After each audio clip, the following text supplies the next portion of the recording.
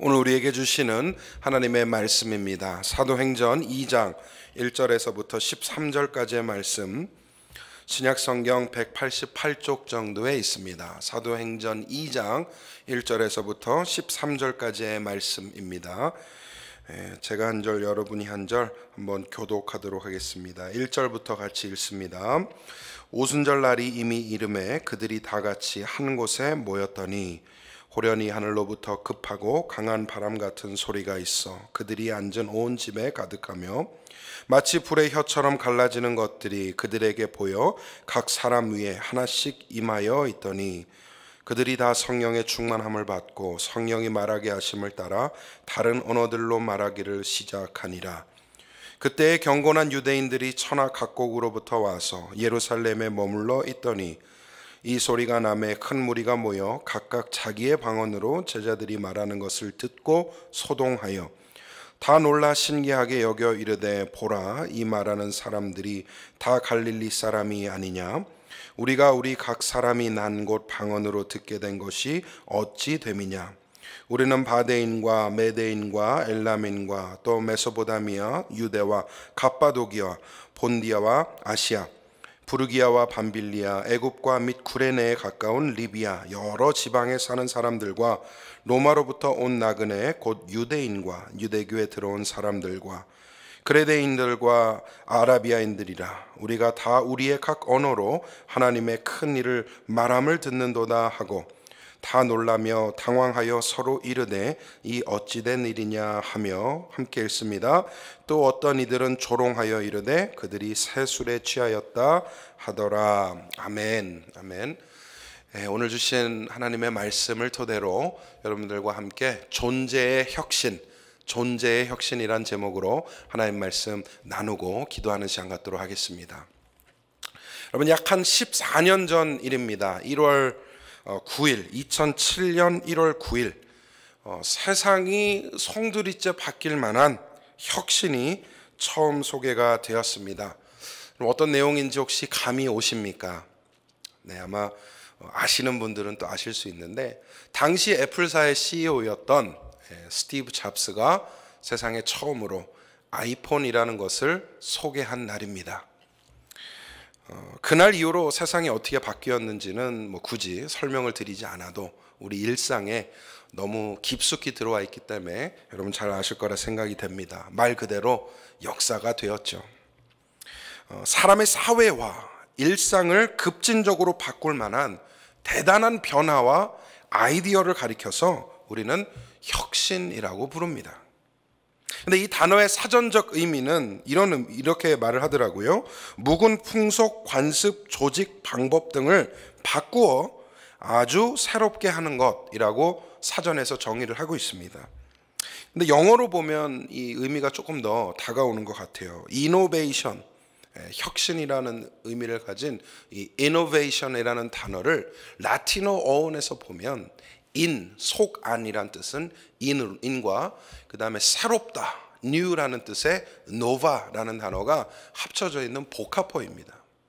그러니까 안에서부터 새로워지는 것이 innovation이고 혁신이라고 말을 하는 것이죠.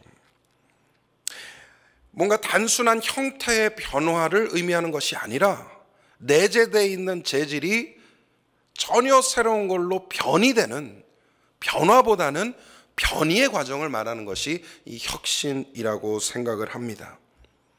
우리가 함께 읽은 사도행전 2장은 오순절 성령 강림 사건을 담고 있는데요, 단순한 영적 생활의 변화를 보여주는 것이 아니라 전혀 새로운 삶에 대한 변이의 과정을 말해주고 있습니다.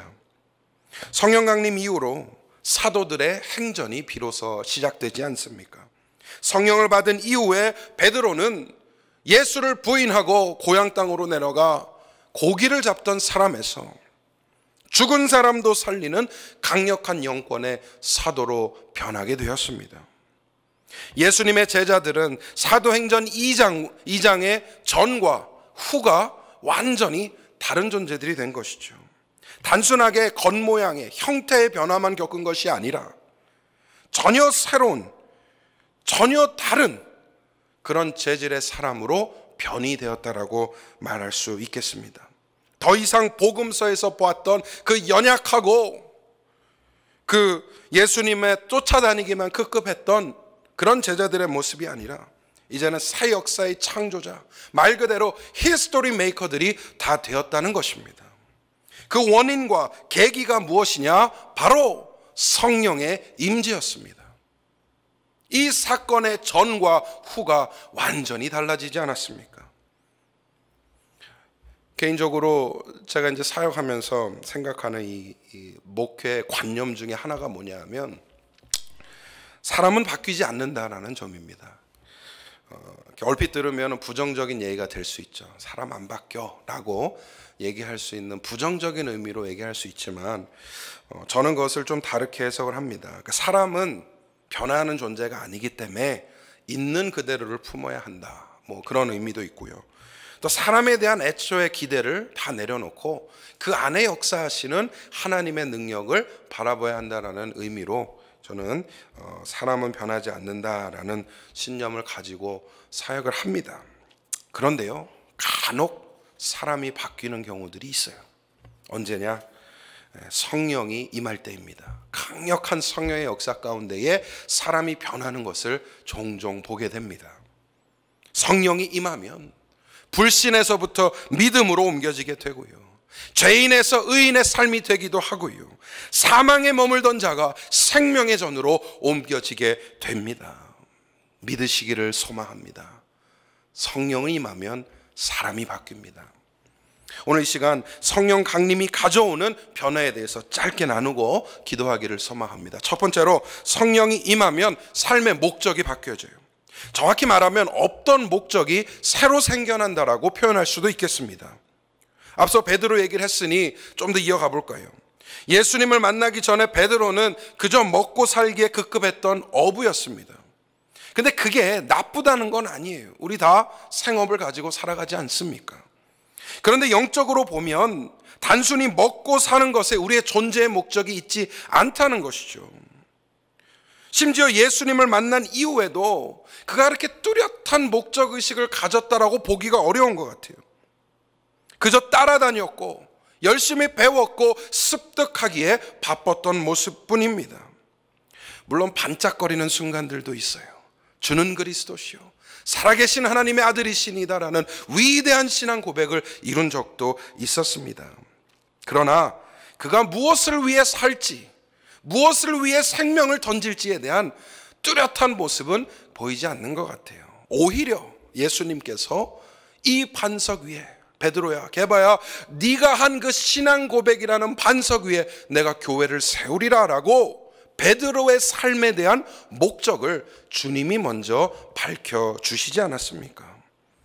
그런데 사도행전 2장 이후에 이 베드로의 삶이 완전히 바뀌어버립니다. 이제 진짜 초대교회 수장으로서 그 역할을 온전히 이루어가기 시작한 것이죠. 베드로뿐만 아니라 다른 제자들도 동일합니다.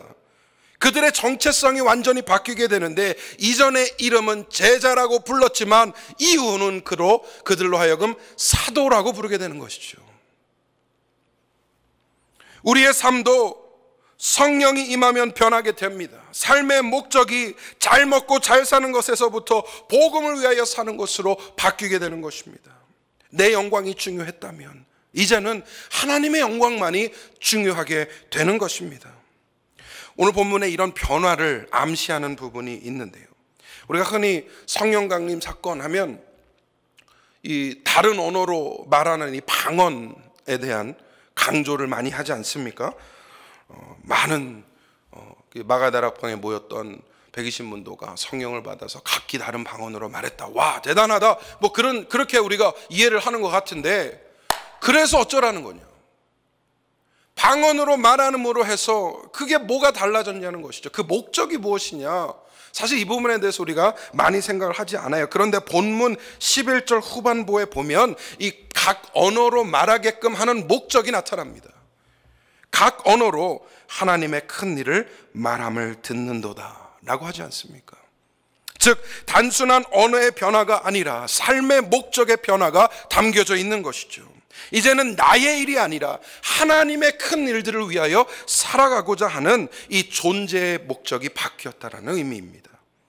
성령의 충만함을 받으면 우리 역시도 동일한 변화가 일어날 줄 믿습니다. 존재가 바뀌게 되고요, 하나님의 이 성령의 충만한 하나님의 큰 일을 위하여 살아가게 될 줄 믿습니다. 그런 변화의 은혜를 누리시는 성도님들 되시기를 소망합니다. 두 번째로, 성령이 임하면 삶의 기준이 바뀝니다. 성경이 이것을 세술에 취했다라고 표현을 하고 있어요. 기쁨의 원천이 바뀌는 것이죠. 행복의 근거가 달라지는 것입니다. 소망의 바탕이 전혀 새로워지는 일을 말하는 것이죠. 내가 하는 일, 만나는 사람 바뀌지 않아요. 동일합니다. 여전히 부름받은 그 생업 가운데 살아가게 돼요. 하지만 더 이상 물질이나 권력 같은 세상의 성공 기준이 나를 기쁘게 하지 않아요. 그것을 따라 살지도 않습니다. 성령이 내게 임하면 내 안에서부터 솟구쳐 올라오는 새로운 기쁨과 알 수 없고 표현할 수 없는 그 만족감과 충족이 내 안에서부터 생겨난다는 것이죠. 상황은 변하지 않으나 내 생각이 변하니 감사할 수 있어요. 문제는 변하지 않으나 그 문제를 바라보는 내 관점이 달라지니 행복할 수 있다는 것입니다. 그 사람 똑같지만 내 마음이 변하니 사랑하고 비로소 품을 수 있게 됩니다. 이것이 성령의 능력입니다. 성령 강림 사건을 보면서 제자들이 처한 상황 여전한 것 같아요. 아니, 앞으로 더욱더 심한 핍박과 고난이 기다리고 있습니다. 성령 받았다고 해서 그들 앞에 비단길이 열리는 것이 아니었어요. 그러나 그들 안에 있는 이 세술, 성령의 충만함, 이것이 그들의 생각과 관점을 완전히 바꾸어 놓았습니다. 복음 들고 세상으로 나갈 담대함이 생겼고, 죽게 될지언정 내가 다시는 주님을 배반하지 않으리라는 결단도 생기게 된 것이죠. 이제는 나라는 존재보다 교회라는 이 목적의식, 더 큰 개념과 더 큰 가치가 마음속에 자리 잡은 줄 믿습니다. 온 바다의 물고기를 다 잡는 것보다도 한 영혼을 구원하는 것이 더 중요한 인생의 기준이 된 것입니다. 오늘 예배를 드리시는 성도님들, 성령이 내 안에 임해 내가 삶을 정의하는 기준의 변화를 누리시기를 소망합니다. 더 이상 내가 그 기준을 정하는 것이 아니라 주님이 정하시게끔 내어 드리는 것이죠. 내 작은 손으로 삶을 꾸려 나가는 것이 아니라 주님의 그 거대하신 능력의 손으로 역사를 이루게 하시는 훨씬 더 가치 있고 의미 있는 삶의 주인공들 되시기를 소망합니다. 마지막 세 번째로, 성령이 임하면 삶의 능력이 바뀌게 됩니다. 베드로의 일을 또 들어볼 수밖에 없는 것 같아요.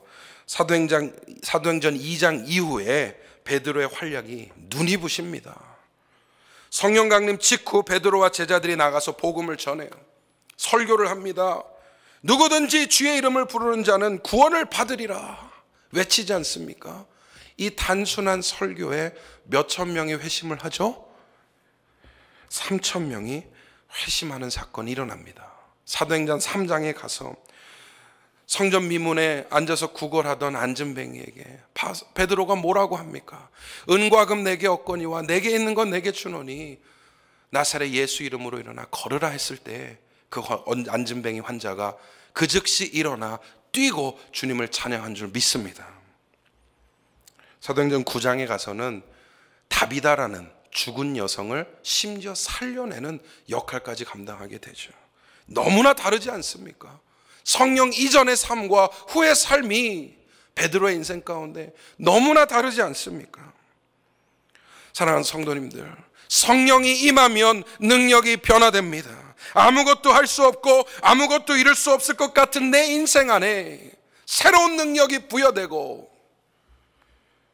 하지 못했던 것들을 할 수 있게 되는 역사의 순간이 오는 것이죠. 내 힘이 아니에요. 내 능이 아닙니다. 내 안에 거주하시는 성령님께서 이루시는 일인 줄 믿습니다. 그러니 성령을 붙잡으시길 바랍니다.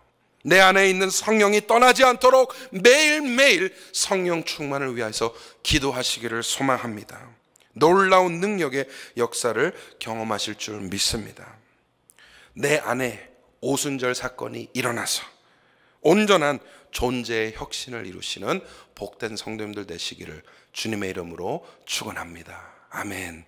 네, 이 시간 우리 함께 기도하겠습니다. 먼저 오늘 주신 말씀을 생각하며 주여 내 안에 성령의 충만함을 허락하여 주시옵소서. 하나님 함께하여 주시옵소서. 매일매일이 사도행전 2장이 되게 하시고 성령의 충만함을 받게 하여 주시옵소서. 우리 합심하여서 기도하시고 개인 기도로 들어가도록 하겠습니다.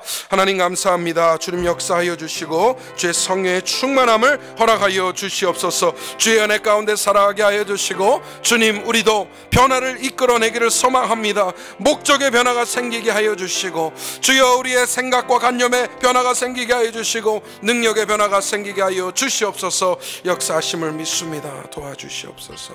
아멘.